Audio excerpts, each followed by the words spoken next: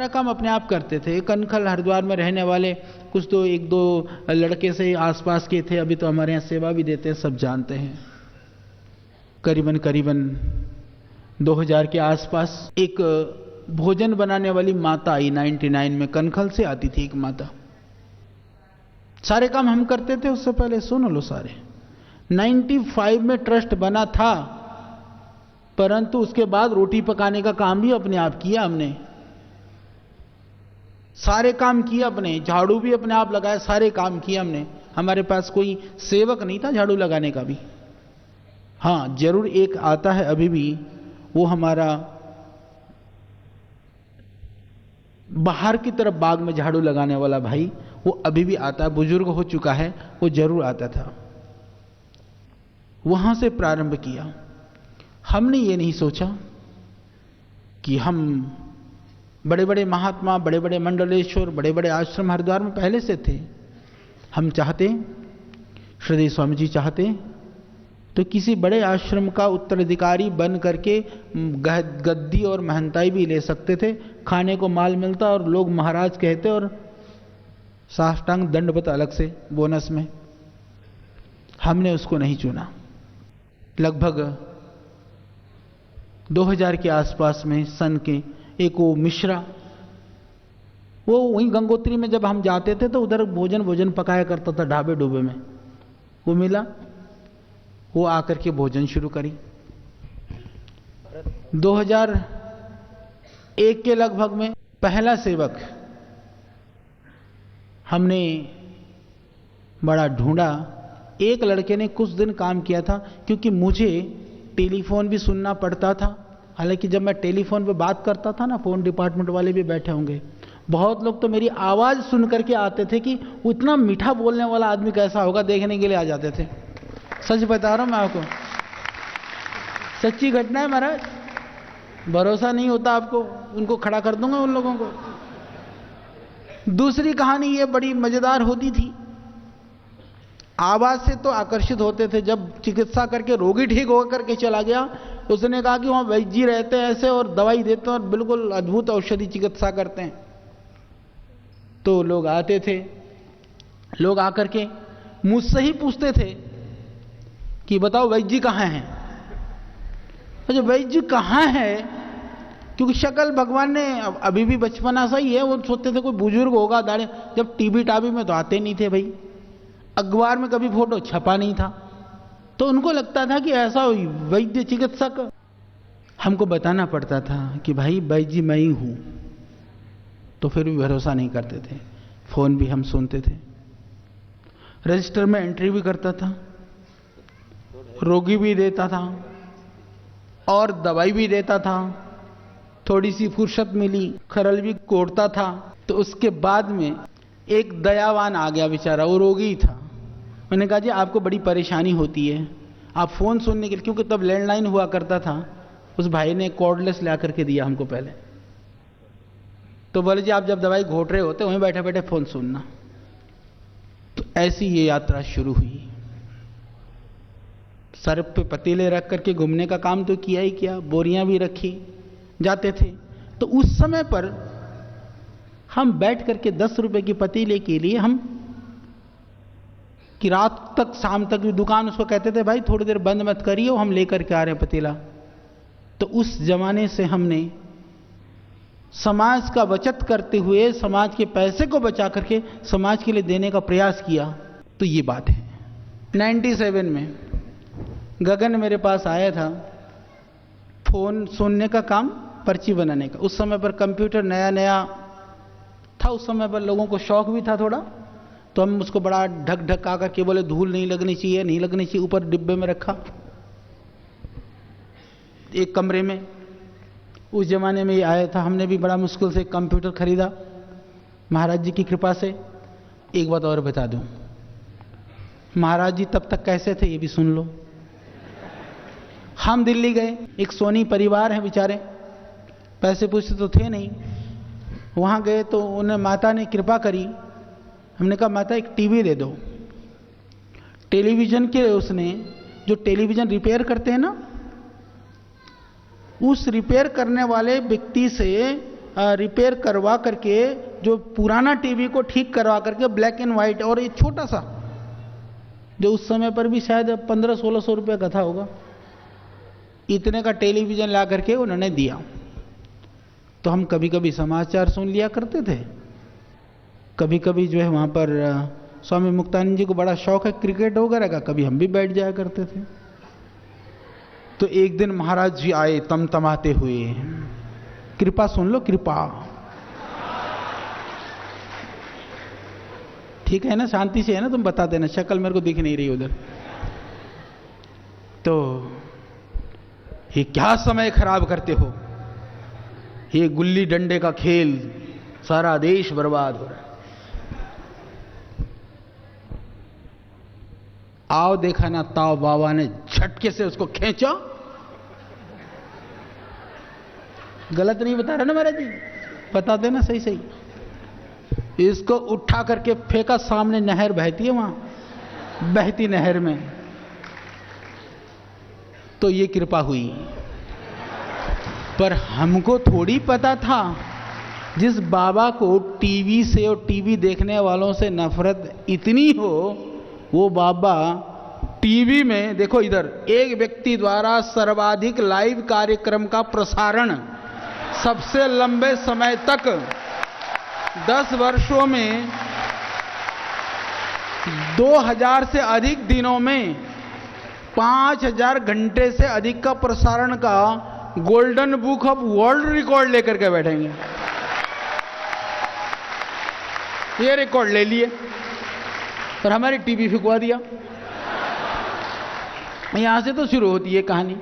उसके बाद में वो गगन, उस दिन भी जी आचार्य जी था, आज भी जी आचार्य जी है, मुझे गर्व है उस सेवक पर।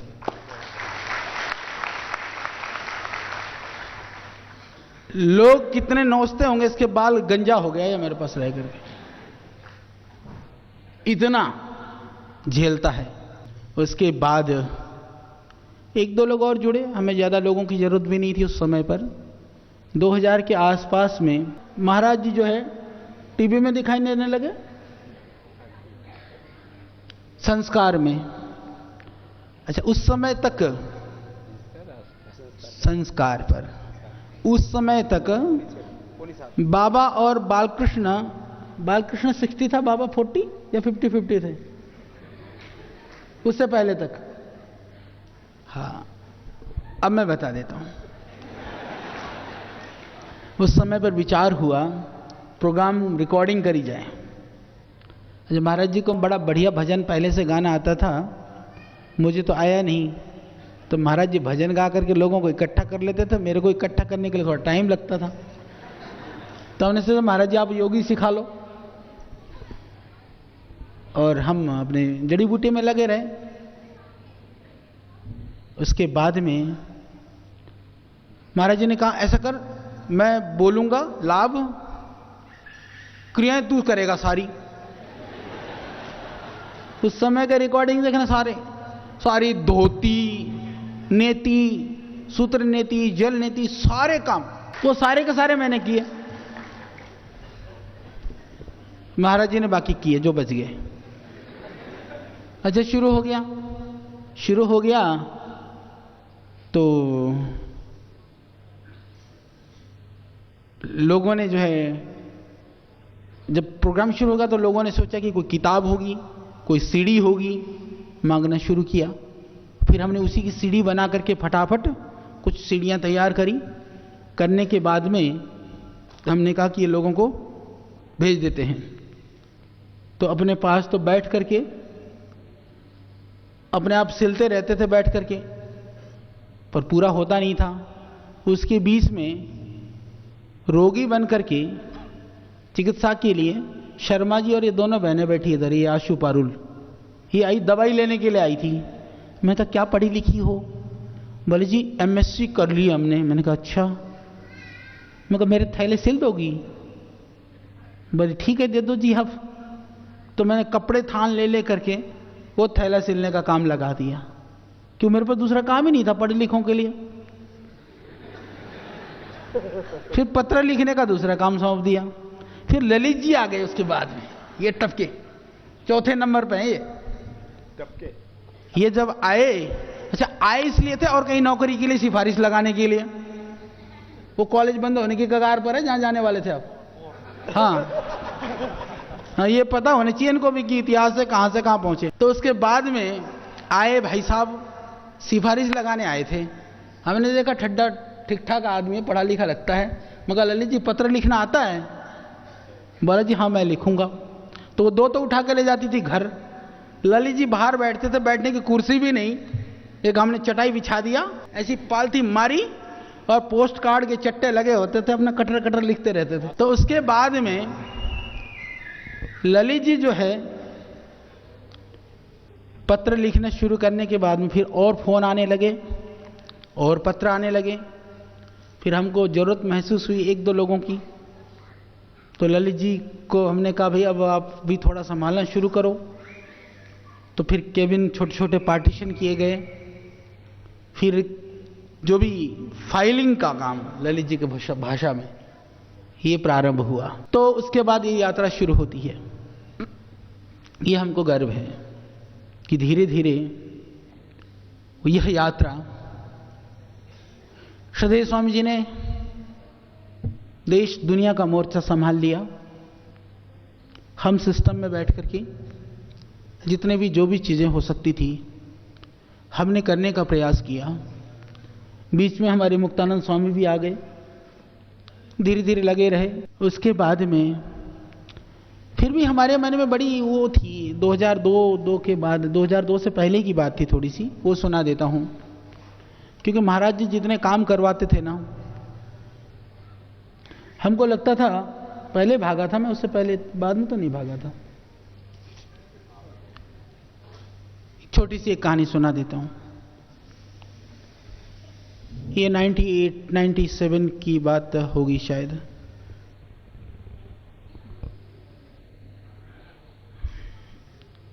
एक दिन बैठा हुआ था, मुझे लगा कि कहीं हम अपने लक्ष्य से इधर उधर भटक तो नहीं रहे।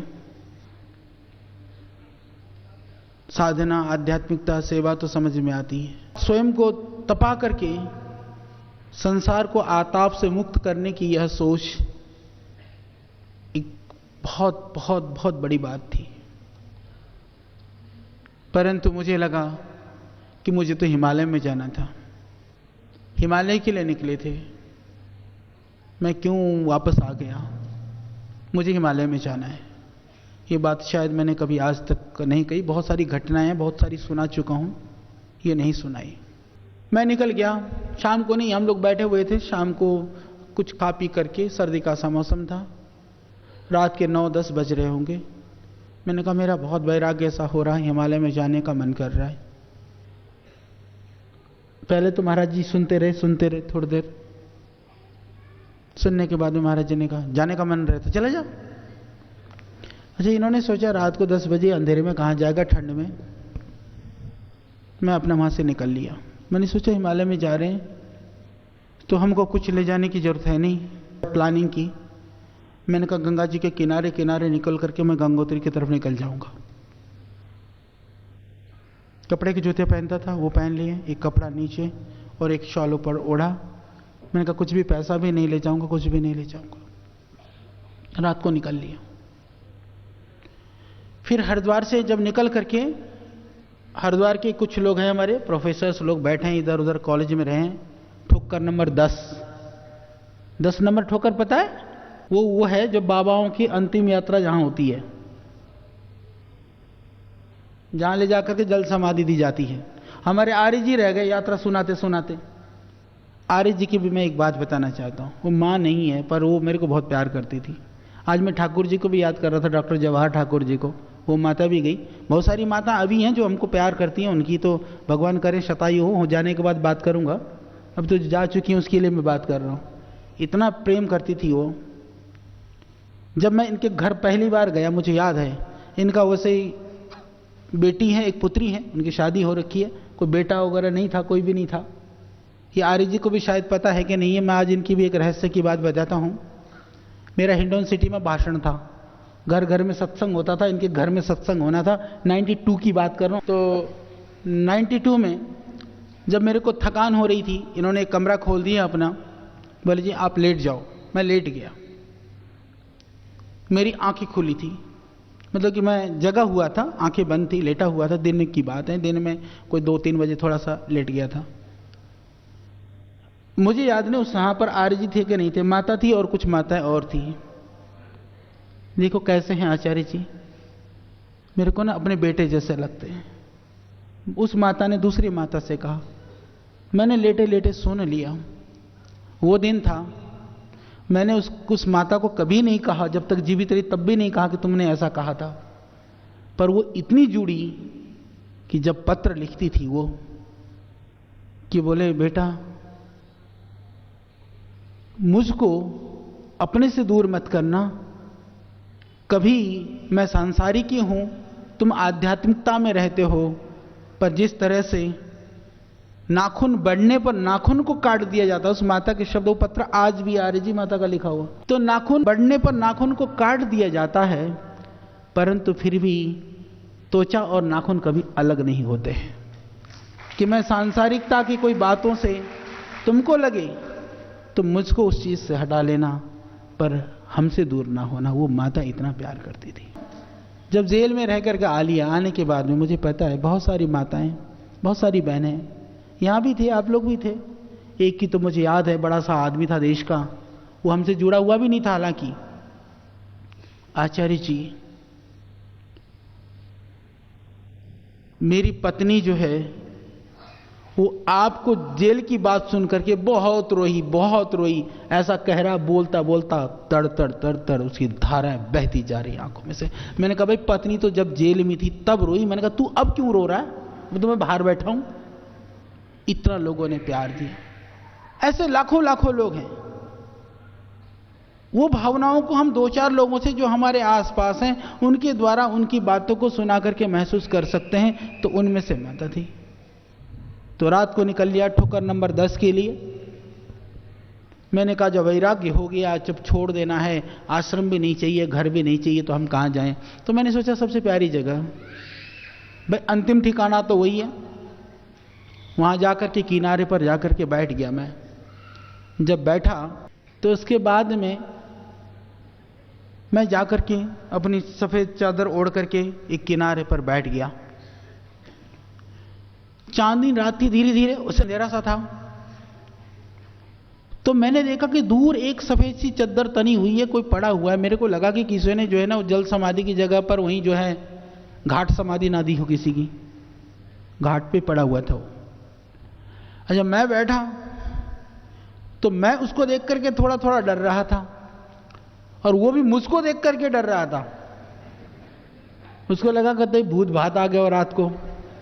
अच्छा, बोले वो हिल तो रहा, वो मैं देख रहा हूं कि ये पूरा खत्म नहीं है, जिंदा है। वो हिल रहा, मैं भी देख रहा हूं, और बिल्कुल पास पास में ही 10-1 फीट की दूरी होगी। अच्छा, बोलने की शुरुआत कौन करे? तो मैं तो शांति से बैठा रहा। मैंने कहा जो भी हो भगवान, कोई बात नहीं। सब होने के बाद में उसने कितने बज रहे हैं ऐसा बोला। मेरे को उतनी आवाज से समझ में आ गया, पी करके पड़ गया था, उतर गया तो अब समझ में आ रही है उसको कहानी। वो पेवड़े कहीं भी जाके पड़ जाते हैं ना। तो मैंने कहा मेरे पास घड़ी गुड़ी नहीं है।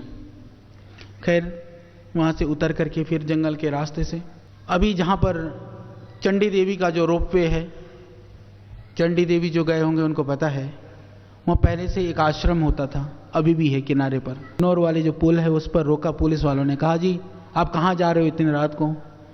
तो मेरे को वहाँ पर सिद्ध कुटीर का पता था, मैं वहाँ जाता रहता था, वो आगे जंगल में जा करके। मैंने कहा मैं इधर ही सिद्ध कुटीर की तरफ जा रहा हूँ। रास्ते में बोले बहुत हाथी होती आते हैं, पर हम आपको जाने दे रहे हैं। हम गए, उन्होंने जाने दिया, पर निकलते निकलते लगभग 2 बज रहे होंगे, 1:30, मुझे याद नहीं। भरी रात में इतनी वहाँ पर नींद आई कि छत पे बैठे बैठे थोड़ी देर, क्योंकि मेरे को था कि सड़क के किनारे पे कहीं बैठ गया तो हाथी उती लुढ़क ना दे, तो थोड़ी ओट लेकर के बैठ गया। फिर वहाँ से निकलते निकलते पहुँचा, उधर गुज्जरों के डेरे हैं जो भैंस आदि पालते हैं। उन लोगों ने कहा कि ब्रह्मचारी जी अभी पूरे हाथी के झुंड गया हुआ है, आप उधर मत जाओ। फिर वहाँ से फिर हम फिर भी उधर से निकल करके सिद्ध स्रोत पहुँचा तो सुबह के 4-4:30 बज रहे थे। जो जंगल में आगे जा कर के अभी जहाँ पर महाराज जी ने उसकी शूटिंग करी है, दंतकांति उस जगह की बात है वो। तो वहाँ पहुँचने के बाद महात्मा ने कहा कि आप वो, क्योंकि पहले से थोड़ा जानते थे वो मुझे, बोले रात को तो आप थे नहीं, आप कहाँ से आए? मैंने कहा महाराज जी रात भर हरिद्वार से चल करके पैदल पहुँचा हूँ। उस महात्मा ने विश्वास नहीं किया। फिर उनके कुछ शिष्य थे, हमने कहा हम अभी जंगल को जाएंगे और हम इस तरह से हमारी योजना है, तो उन्होंने बड़े आदाब मतलब अदाब के साथ में उन्होंने हमको विदा कर दिया। मैं पैदल पैदल निकल गया। मैंने कहा मैं निकल जाऊंगा। तो धीरे धीरे पहाड़ पर चढ़ता रहा। मैंने सोचा लौट के नहीं आऊंगा। दोपहर को भूख लगी, थोड़े से मैंने प्रैक्टिस कर रखा था, महाराज जी को भी नहीं बताया। कुछ प्रैक्टिसेस जो है ना अपने पास रखने की होती है। मैंने पत्ते खाने की आदत डाल रखी थी अपने आप को कि कौन कौन से पत्ते खा सकता हूँ, किस किस पत्ते से थोड़ी सी अपनी कैलोरी मिल सकती है।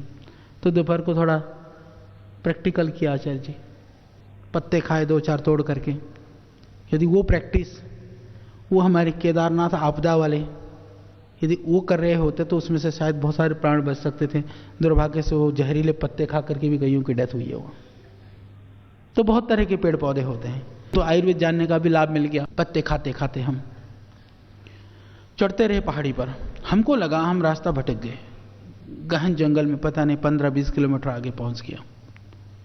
फिर कुछ कटर कटर की आवाज आई तो मेरे को लगा कोई लकड़ी काटने वाले आसपास में शायद कहीं गांव हो, वो लोग आए होंगे। तो मैं जाकर के मैंने कहा उनसे पूछता हूँ। जो नीचे उतरा तो पूरे हाथियों के झुंड, लकड़ी काटने वाले नहीं थे वो, तो दूसरी चीज वो थे। फिर किसी तरह से हिम्मत करके फिर पहाड़ी पर चढ़ा। चढ़ने के बाद फिर उतरा, उतरने के बाद फिर दूसरा उतरा तो वहां भी पूरे हाथियों के झुंड। यानी मैंने कम से कम 4-5 प्रयास किए होंगे कि मेरे को आगे बढ़ना है, वो हाथियों ने जाने नहीं दिया। फिर मुझको फिर तब थोड़ा लगा, फिर मैं थोड़ी देर बैठा। मैंने कहा ये हाथी क्या कहना चाहते हैं। मुझे लगा कि बाबा ने भेज तो दिया हमको, मैंने कहा अब बेचैन घूम रहे होंगे हरिद्वार में। तो फिर भी मेरा मन कहे नहीं बालकृष्ण ये तेरा भ्रम है, क्योंकि तू भागना चाहता वापस, इसीलिए तू रास्ता तलाश रहा है। नहीं माना, मैंने कहा नहीं निकलूंगा। फिर हिम्मत करके बढ़ा, थका मादा, पानी भी नहीं हुआ। मैंने कहा कोई बात नहीं। तो फिर हाथी मिल गए मुझको, अंधेरा भी हो गया। मैं कहा नहीं एक बार ट्राई करनी चाहिए कि शायद महाराज जी हमको याद कर रहे हों। तो ट्राई मारने के लिए मैंने सोचा क्या उपाय है। अच्छा मेरे पास तो कोई उपाय नहीं, ना कुछ फोन ना कोई साधन ना। मैंने कहा मैंने पहले पता कर लूं। फिर उसके बाद में वहां से पैदल चलते चलते चलते चलते मैं सड़क तक पहुंचा। वो बिजनौर वाली आगे सड़क पर पहुंचा। मेरे पास कोई पैसे नहीं, कुछ नहीं। मैंने ट्रक वाले को हाथ दिया। मैंने कहा भाई हरिद्वार जा रहा? बोले हाँ। मुझे बैठाएगा? बोले बैठा लूंगा। मैंने कहा पैसे नहीं है। बोले कोई बात नहीं बैठ जाओ। उस ट्रक वाले का भी धन्यवाद, नहीं तो 20-25 किलोमीटर जो है ना पैदल चलना पड़ता, जो भी था। वहां से हरिद्वार पहुंचा, चंडी देवी पुल पार करके उसका धन्यवाद किया। फिर मैंने सोचा मैं कनखल नहीं जाऊंगा। उधर सप्त सरोवर में एक हमारे मित्र नाथ जी वो रहते थे। मैंने कहा मैं उसके पास जाता हूँ।